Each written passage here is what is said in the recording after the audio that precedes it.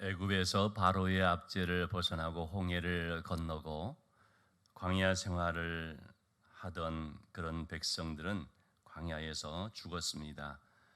그리고 이제 새로운 세대가 약속의 땅인 가나안 땅으로 들어가게 됩니다.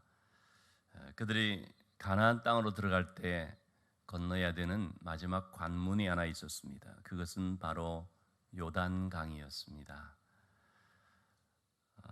이 요단강은 당시 길이가 한 320km나 되는 아주 큰 강이었습니다.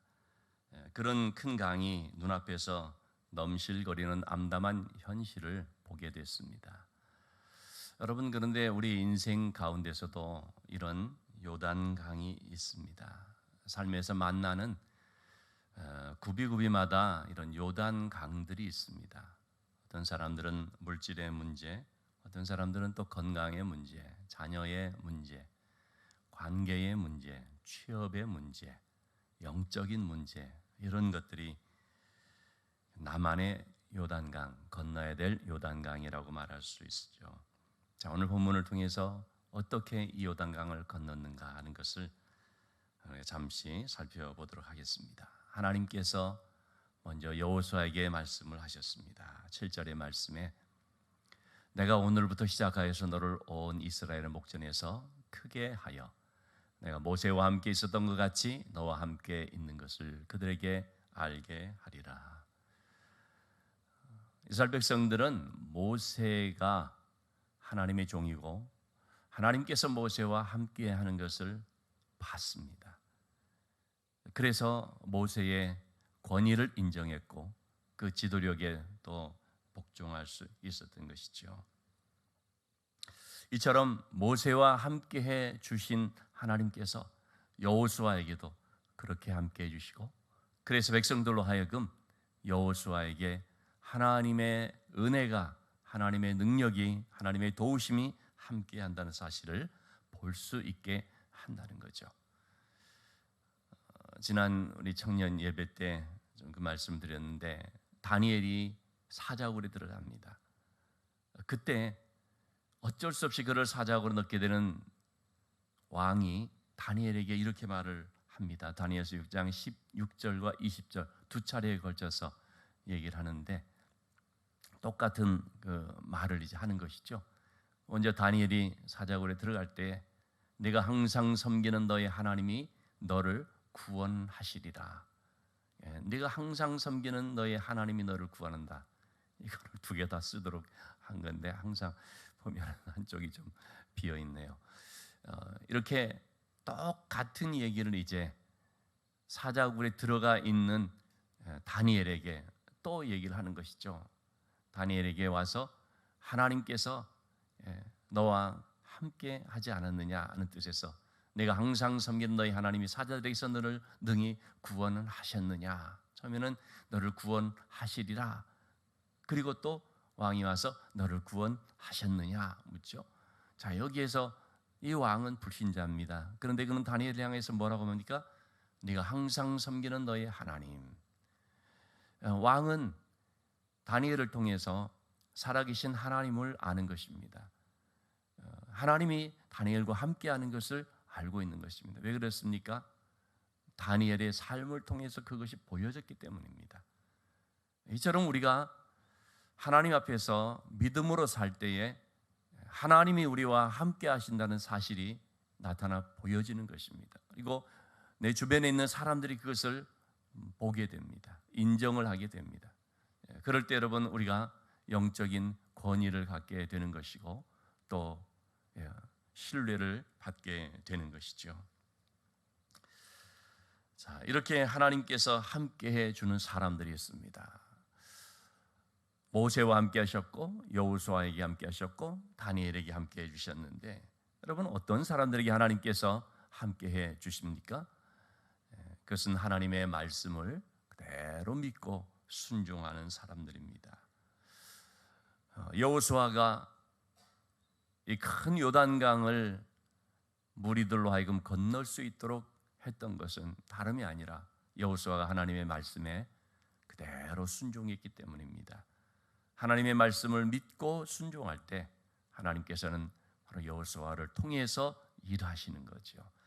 자, 하나님께서 여호수아에게 말씀하신 것, 그 내용들을 오늘 우리가 이제 보게 되는데, 하나님께서 여호수아에게 하신 말씀, 그것을 여호수아는요 제사장들에게, 백성들에게 또 그대로 전달을 합니다.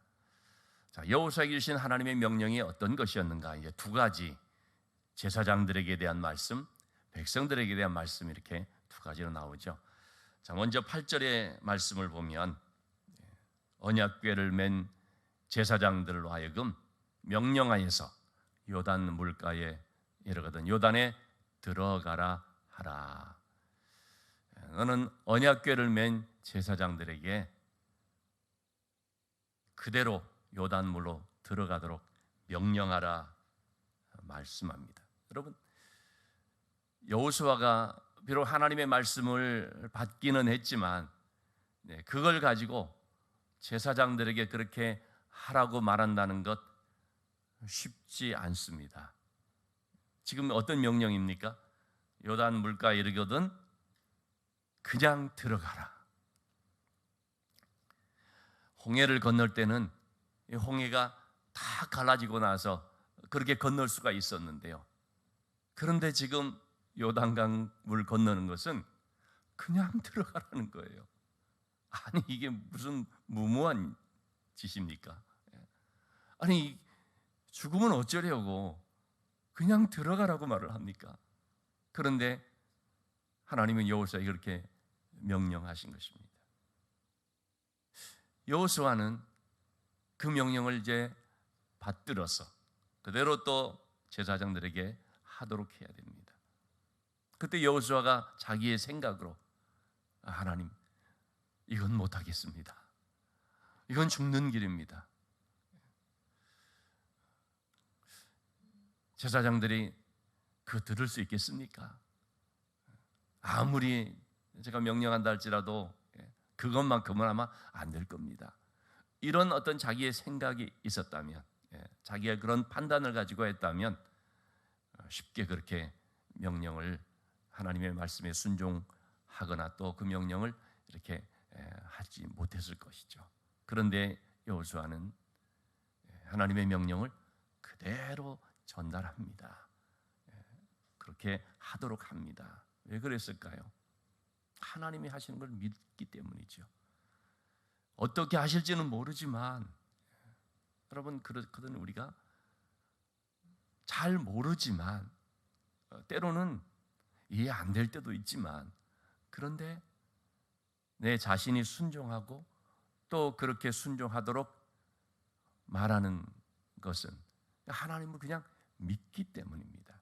하나님이 하시는 일이 있다는 것을 그냥 믿는 것이죠.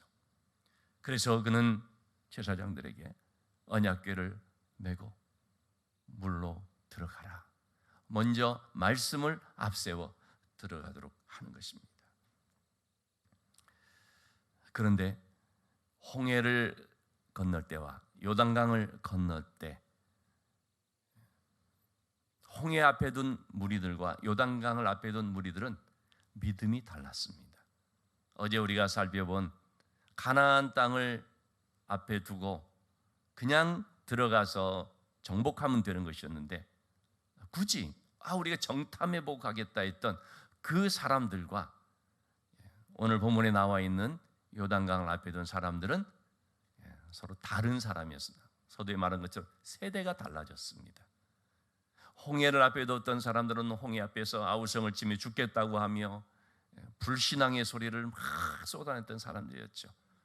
그러나 광야 40년을 통해서 훈련을 받고 또 광야에서 태어난 그 세대들은 조금은 달랐던 것입니다. 그들은 요단강 앞에서 홍해 앞에 그렇게 떠들썩했던 사람들과 달리 잠잠히 여호수아의 말만 주목을 하고 여호수아의 말만 듣고 따르지요. 홍해 앞에 그렇게 난리법석 떨었던 사람들과 달리 요단강 앞에 서 있던 사람들은 여호수아를 통해서 하나님이 주시는 명령, 우리가 읽진 않았습니다만 이 앞에서 너는 먼저 성결케 하라, 그럴 때 그 말씀 그대로 따르고 여호수아가 말하는 그 말에 또 그대로 따르는 이런 사람들이었던 것이죠. 참 그런 점에서 보면 여러분 우리가 같은 사람인데요. 어떤 문제를 만났을 때 전에는 그렇게 요동치고 믿음 없이 하였다가 좀 성숙되어서 똑같은 사람인데 똑같은 문제 앞에서 태도가 달라지는 경우들을 우리가 경험할 때가 있습니다. 이런 것이 바로 믿음의 성숙이라고 할 수가 있지요. 지금의 이스라엘 백성들은 바로 좀 그런 수준이었던 것 같습니다. 자, 어쨌든 하나님의 말씀에 순종하도록 할 때에 이들은 순종합니다. 여러분 얼마나 많은 사람들이 그렇습니까? 표적을 보여주면 내가 순종하겠습니다. 일단 하나님이 보여주면 그러면 내가 믿고 하겠습니다. 이렇게 하지 않습니까? 근데 하나님의 방법은 뭡니까? 먼저 순종해라. 그러면 길이 보일 것이다. 먼저 순종해라. 그러면 길이 날 것이다. 여러분 아브라함의 경우도 어떻습니까? 하나님께서 독자 이삭을 바치라 말하거든요. 아브라함은 그냥 순종합니다. 그랬더니 하나님이 예비하신 순양이 발견이 됩니다. 순종하고 난 뒤에야 알게 됩니다. 순종을 하고 난 뒤에 하나님의 뜻이 무엇이었는지, 하나님이 하시는 것이 어떤 것이었는지, 하나님께서 예비해 놓으신 것이 뭔지 거기에 나타난다는 것이죠. 그래서 항상 보면 하나님께서는 순종하고 그리고 하나님의 뜻이 깨달아 알아지도록 하는 이런 쪽으로 하나님께서 하시는 것을 볼 수 있습니다. 그렇기 때문에 우리가 하나님 먼저 보여주시면 그럼 내가 하겠습니다 라고 할 것이 아니라 이 하나님을 믿고 네 알겠습니다 하고 순종함으로 하나님의 뜻을 발견하는 성숙한 믿음을 우리가 가져야 되겠습니다. 하나님의 역사는 이런 순종의 사람들을 통해서 이루어집니다. 그래서 믿음으로 불가능해 보이는 그런 일들을 도전하게 되는 것이고 또 그것이 하나님의 은혜를 통해 이루어지게 됩니다. 우리 교회도 보면 참 그런 역사였던 것 같습니다. 하나님의 말씀에 순종했을 때 하나님께서 그 놀라운 일들을 보여주셨고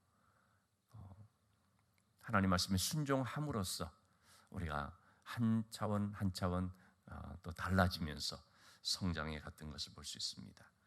여호수아는 지도자들이라고 할 수 있는 종교 지도자라고 할 수 있는 제사장들에게 먼저 앞장서서 말씀을 메고 강으로 들어가도록 말을 했죠. 이어서 백성들에게 말합니다. 백성들에게 10절 말씀, 살아계신 하나님이 너희 가운데 계시다. 이제 백성들이 그 강으로 들어가는데 이 강을 건너는 과정 속에 반드시 기억해야 될 것, 지금 제사장들이 들어가서 요단강에 길이 딱 열리게 될 때 이제 백성들이 따라서 들어가게 되는 거거든요. 근데 들어가면서 불안해가지고 두려워해가지고 이게 언제 또 강물이 막 넘쳐 흐르는 거 아닌가 의심하게 되면 그러면 건너갈 수가 없습니다. 들어섰다가도 주저하면서 앞으로 전진해 나갈 수가 없거든요. 그렇기 때문에 이 백성들에게 하는 말이 하나님이 너희 가운데 계시다. 너희 가운데 계시다. 이 가운데 계시다.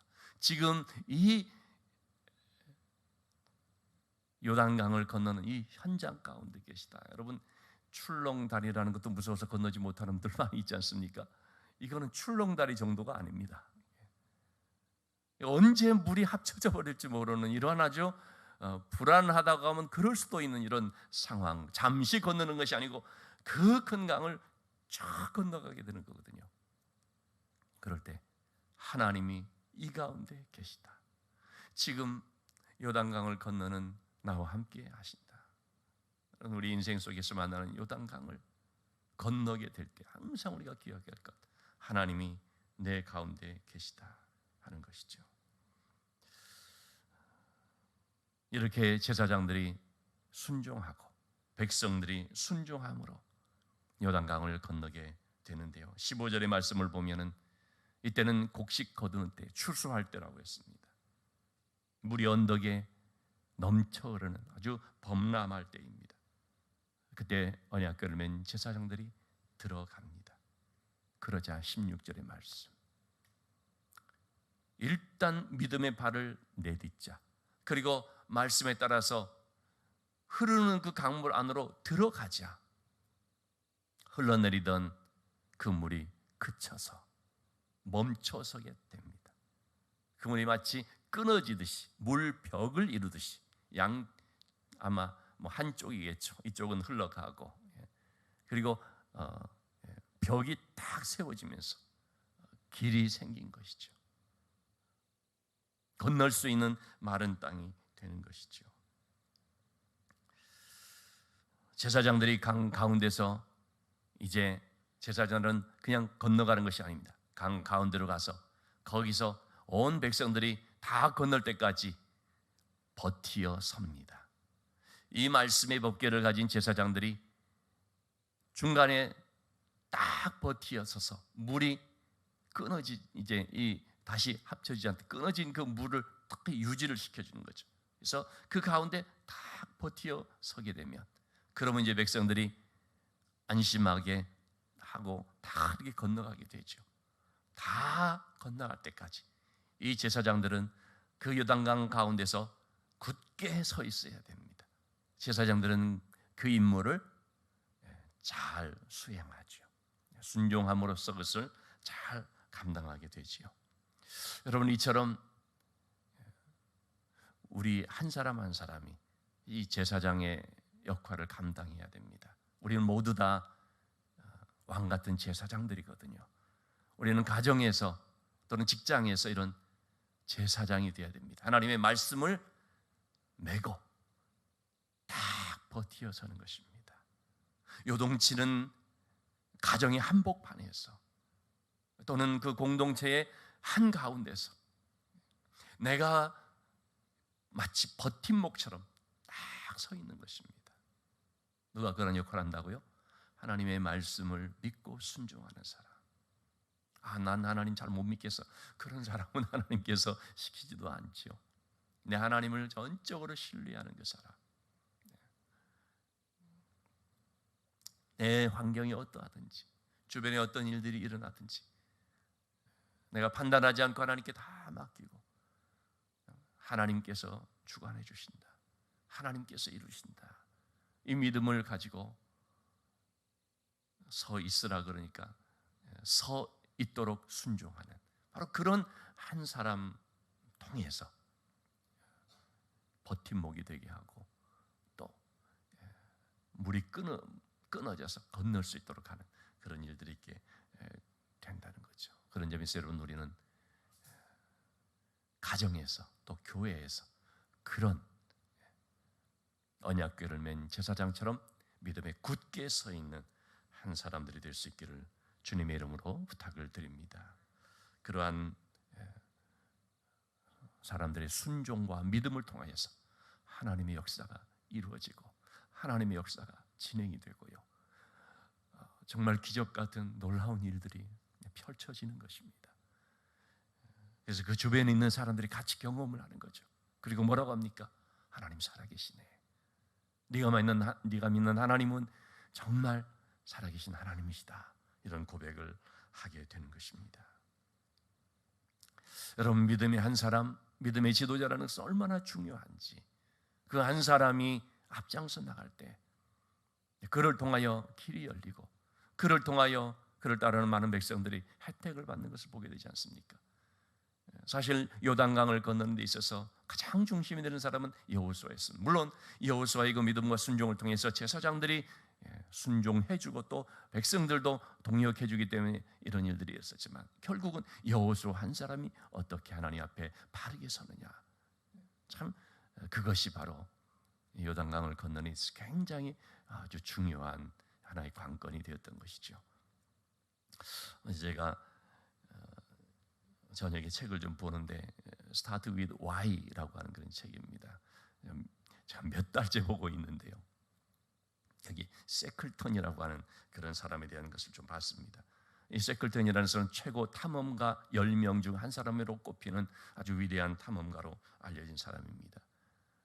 14년 동안 남극 대륙을 횡단해 나섰다가 배가 좌초가 돼서 얼음 덩어리에 갇혔고, 그리고 또 표류된 가운데 18개월 만에 극적으로 구조가 됐습니다. 근데 그가 그렇게 많은 존경을 받는 이유는 뭐냐면요, 많은 그런 난관을 뚫고 죽음의 고비를 넘기면서 자기와 함께 했던 27명의 대원 단 한 명도 잃지 않고 다 함께 무사귀환했기 때문입니다. 여러분, 아무리 탐험을 하고 아무리 어떤 굉장한 도전을 나선다고 할지라도 사람의 목숨을 잃어버리면 그러면은 그게 무슨 의미가 있겠습니까? 그러면 별 평가를 받지를 못하죠. 자기와 함께한 그런 사람 대원들을 한 사람도 죽지 않고 다 살리도록 이렇게 했기 때문에 이 사람을 가리켜서 참 위대한 지도자다라고 얘기를 하는 것입니다. 그런데 이 세클턴의 그런 일화에 보면요, 아주 중요한 대목이 하나 나옵니다. 자기가 구조 요청을 위해서 얼음산을 넘고 뭐 그렇게 할 때 이제 3명, 2명의 동료와 함께 가면서 3명이 가는 거거든요. 3명이 가는데 분명히 3명이 가는데 4명으로 느껴진다는 거예요. 자기만 그런가 이상하다 느껴서 동료들에게 물어보는, 자기들도 그랬다는 거예요. 분명 우리가 3명이었는데 4명으로, 분명 4명이 갔다는 거예요. 아니, 우리는 3명이 간 거지 않습니까? 그래서 그때 고백을 하는 것입니다. 아, 하나님이 함께 하셨구나. 여러분, 그처럼 우리의 인생 속에 이렇게 하나님께서 함께 해주신 역사가 있습니다. 마치 이거 다니엘의 세 친구와 똑같은 거 아니겠습니까? 풀무불로 들어가서 3명이 들어갔는데 그 느부갓네살 왕이 보니까, 아니 분명 우리가 3명을 풀무불에 집어넣은 거 아니냐, 근데 왜 4명이 있느냐? 그 중에 한 사람은 신들의 아들과 같도다. 여러분, 이처럼 우리의 인생을 살아가면서 반드시 하나님이 함께 하시는 것을 기억해야 되는데, 특별히 남한의 요단강을 건너게 될 때 하나님께서 꼭 함께 해주신다는 것입니다. 여러분, 남한의 요단강을 건너게 될 때 낙심하기가 쉽습니다.